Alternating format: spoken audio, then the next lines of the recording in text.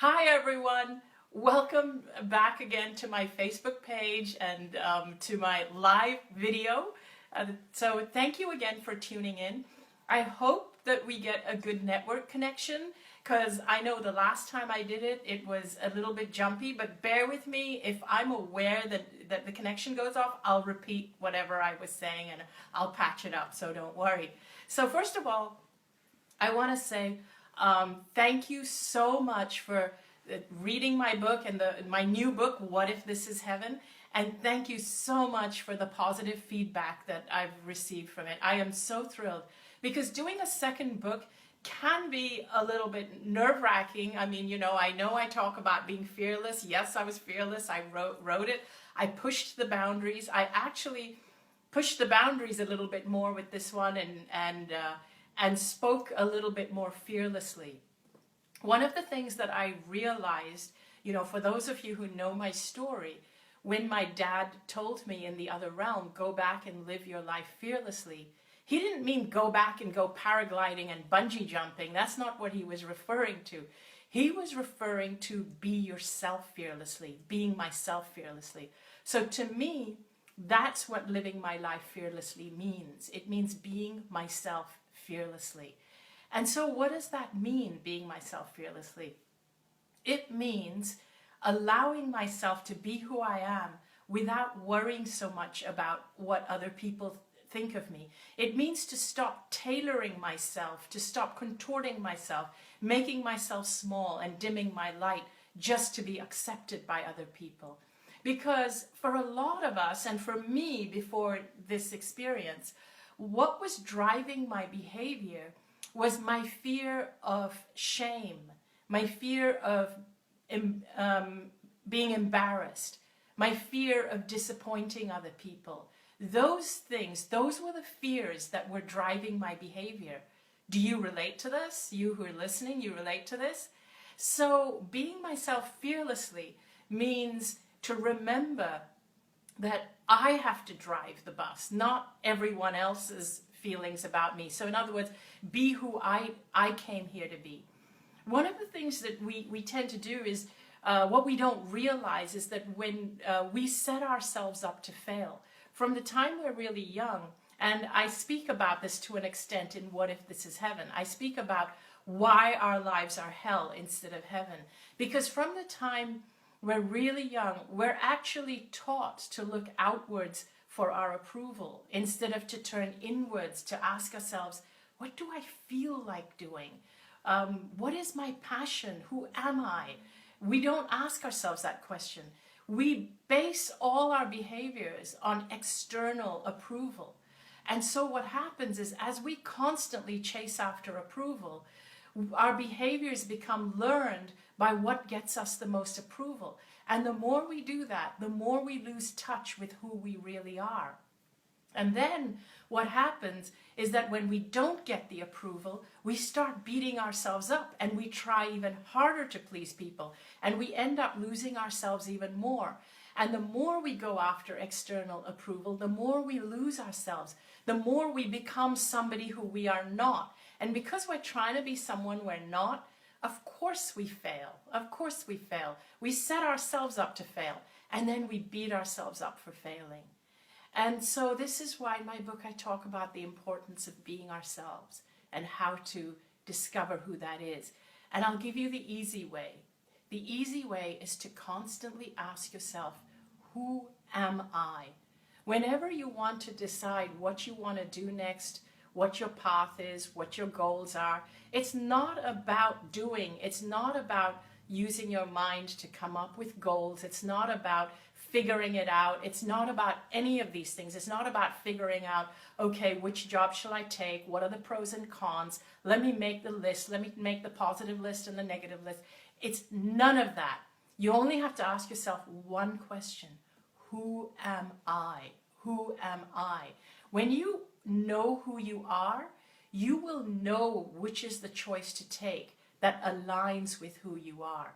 In every moment, that's all you need to ask yourself: who am I? So which of these choices reflect who I am? That's all there is to it. So even when different people are telling you different things, and you're trying to meet everybody's approval, and you're getting lost and you're getting confused, just stop and say, who am I? Who am I? And that's really all there is to it. It's that simple. I also wanted to talk a little bit about gender disparity, which is another chapter I wrote about in the book. The name of the chapter is The Myth is that women are the weaker sex. What I wanted to say here to women is that actually, of course, we are not the weaker sex. That is the myth. We are actually afraid of our own power because women, a lot of women are afraid of being judged when they come across as powerful. We're afraid that people are going to think we're too masculine or that we're too bitchy or anything like that. And so we become very afraid to express and show who we truly are. Whereas in actuality, if we allow ourselves to be who we truly are, then we will realize that our power also lies in our sensitivity, in our femininity. It lies in all these beautiful things, in our ability to feel empathy and empathize. Even those things are strengths, they're not weaknesses. The other thing I want to say to the men who are listening in, I want you to know that the most attractive thing that a man can be, the most attractive thing is if a man is a feminist. That's actually the most attractive thing. And please note, I didn't say feminine, I said feminist.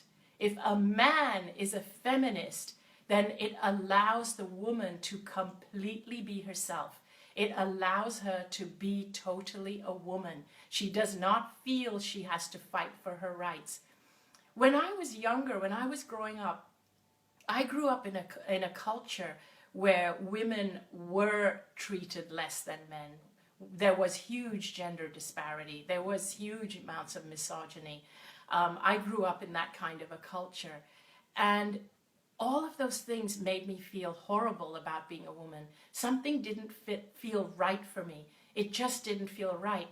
But I was afraid of being a feminist because I didn't want to be anti-men.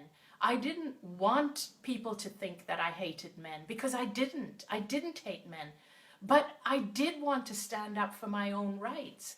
And being a feminist has got a bad rap these days because people believe you're anti-men. But that's actually not the case. It's about allowing yourself to be who you are and being the gender you are, whatever gender that may be. Even if your gender doesn't match your body, it doesn't matter. You have every right to be whatever gender you are in your heart. Now, here's what happens. When a woman has to succeed sometimes in what we call a man's world, in a corporate world or something, she has to then stop being herself and starts to bring out these masculine qualities, which are not always who she is, because she feels that she has to compete on men's terms. This is unfortunate, and then she gets judged for it and so on. But what happens is that when she is surrounded by men who are feminists, she then relaxes and realizes she doesn't have to compete on men's terms because those men accept her fully for who she is as a woman. When I was a lot younger and I was in a culture where there's gender disparity, my parents had brought me up to have an arranged marriage, and I felt pretty awful because, again, the choice is made by the man, not the woman.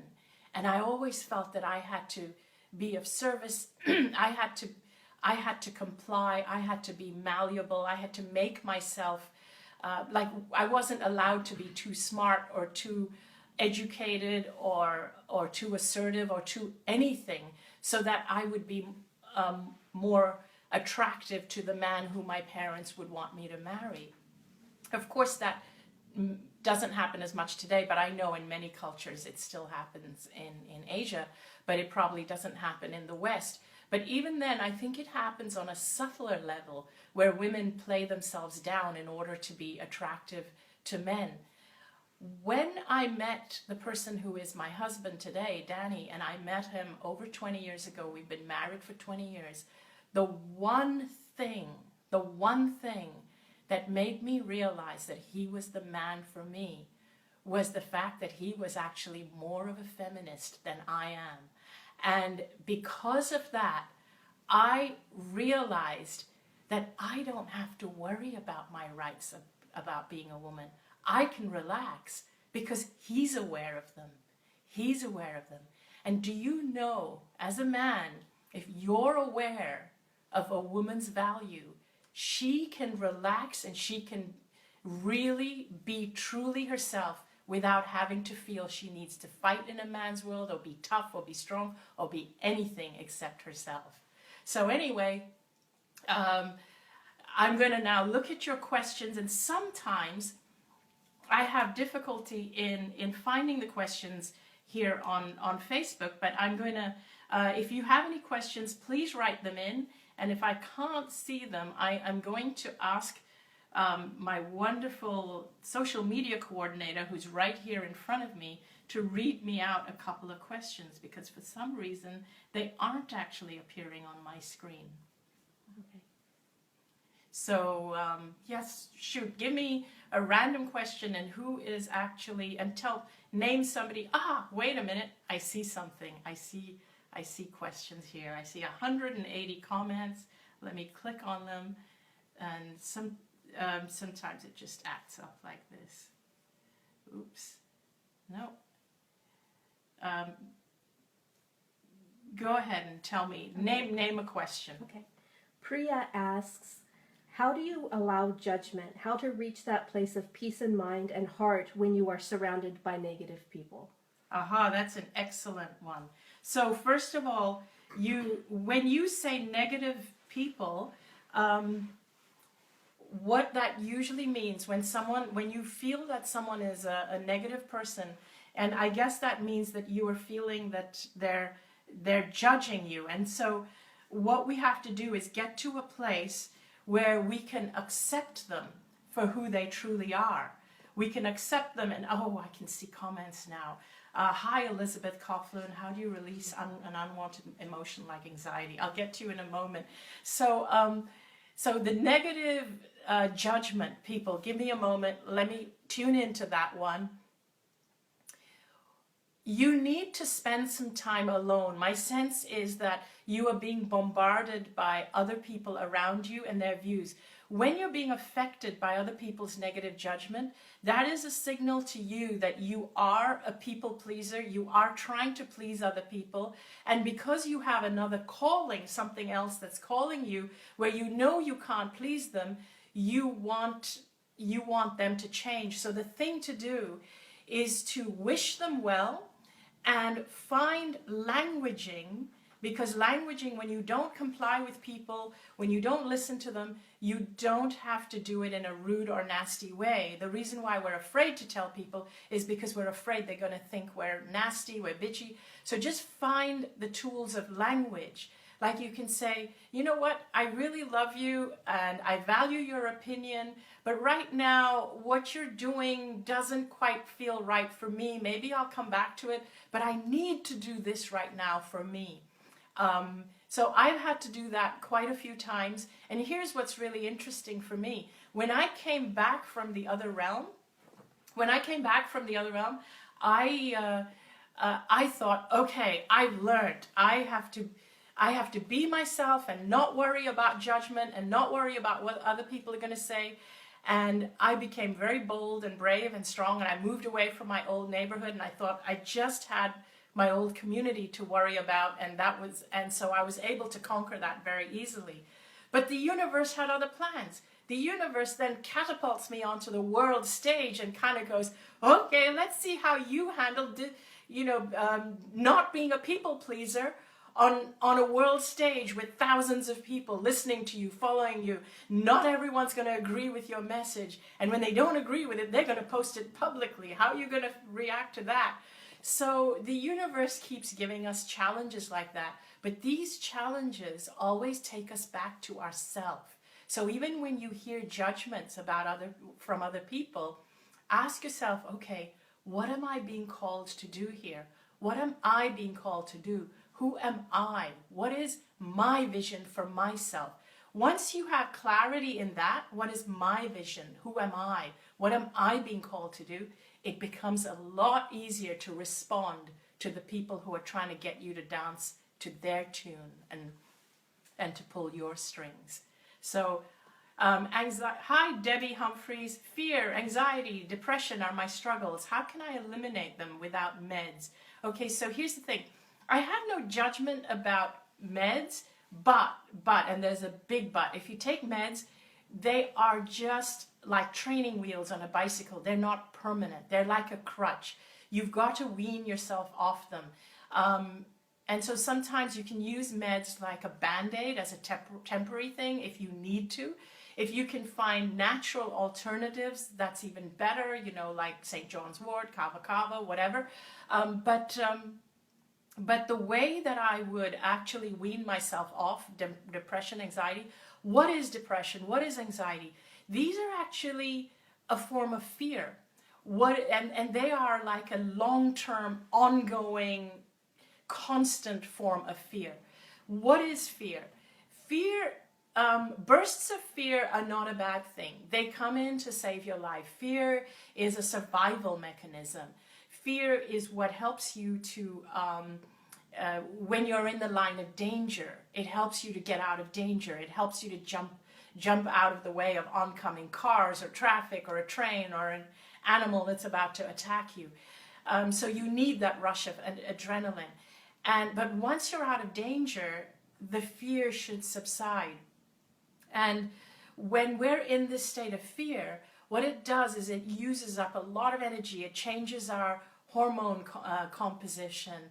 It releases hormones. It does all kinds of things. It suppresses our immune system so as to release the energy to deal with the current danger. So it's okay for short bursts. You need to do that. But when you are in an ongoing state of fear, that's when you start to feel anxiety. That's when you start to feel depression. So the thing is to go and look for the underlying cause. And even if you need to take something to help you, like whether it's something like St. John's wort, something herbal to help you, while you do the exploration, that's fine. But explore what the underlying thing is. Is it a fear of a lack of money? Is it a fear of that you're going to be abandoned? Is it fears from your childhood that keep coming up over and over? Explore them. And even if you need to get somebody professional to explore them. Now, exploring them doesn't mean dwelling in them. It doesn't mean staying in them, because the next step is to ask yourself, but who am I now? What is my vision? Who would I be if I could be anyone in the planet? If I could be anyone in the universe, who would I be? Because even if you're not there yet where you want to be, ask yourself, who would I want to be? And even if you create a fictitious person, a fictitious character, when you figure out who you want to be is actually who you truly are under those layers of fear that's preventing you from being all that you are. Ernesto Vivas, hi. I know a mission is time to make it. I have procrastinated for years, wanted to meet Wayne Dyre. Yes, Wayne is always here. Thank you for your question. And Anna Cecilia, hi. I'm just saying hi to it. Pauline Jennings, hi. Did Danny learn how to be a feminist from his mother? Was his dad a good role model? Thank you. I love you right back. I think rebellion taught him how to be a feminist. He rebelled against everything he was taught. Everything he was taught by our culture, by everything. So, yay for rebellion. I'm all for it. I'm all for it. I mean, even the new book I have, every single chapter goes against what we were taught to believe. I try and push the boundaries, push the envelope. I'm all for rebellion. Otherwise, we just churn out with the same old fears, same old conforming, and same old giving our power away. And that's the biggest thing. That's the biggest thing about conforming, is you give your power away to someone else who somehow feels more entitled to your power than you do. So yes, rebellion, it's always a good thing. So I was speaking about Wayne Dyre a minute ago. Yes, he communicates with a lot of people. He communicates with me all the time. I feel he communicates through me, but he does communicate with a lot of people. I feel that when he left this planet, he went when he felt that he did all that he could do. And then he felt being in the physical was actually restricting for who he wanted to now become. And so we think of death as something that's final. We think of it as the person being less than. They're gone, they're done, they're dead. There's a meaning, a connotation we give to the word death. But in actuality, the consciousness, the spirit, the person who experiences death of the body has actually just burst out and expanded out of their body. They've expanded and they've become bigger. They're everywhere. It's a growth experience. It's not a death experience the way we think it is. So yeah, Wayne is here, there, and everywhere.